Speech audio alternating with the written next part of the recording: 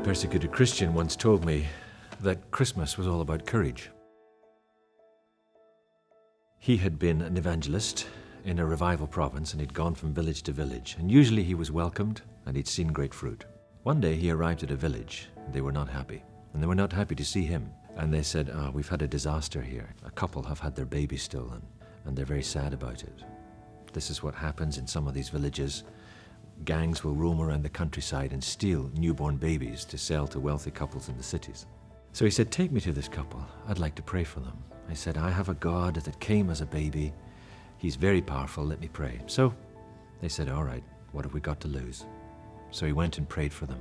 And he prayed and he prayed and he prayed. And he opened his eyes and he saw they were very angry.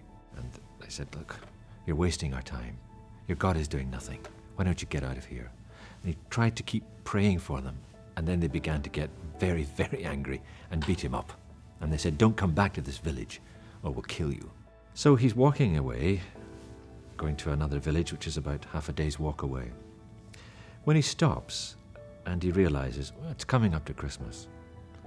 And a verse comes into his mind from John chapter 1, where Jesus comes to the world. And it says, he was in the world, but the world did not recognize him. He came to his own, and his own people would not accept him. And he thought Jesus came to bring salvation to the world, knowing the world would kill him, crucify him, and still he came. That took courage. So he thought, I need to go back to that village and share the gospel more completely with them, knowing that they might beat me up.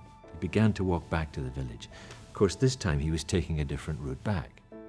He suddenly hears this little cry in the air, and it's coming from a well. And he looks down this dry well, it's only 6 foot deep, and he sees a baby, almost blue at the bottom.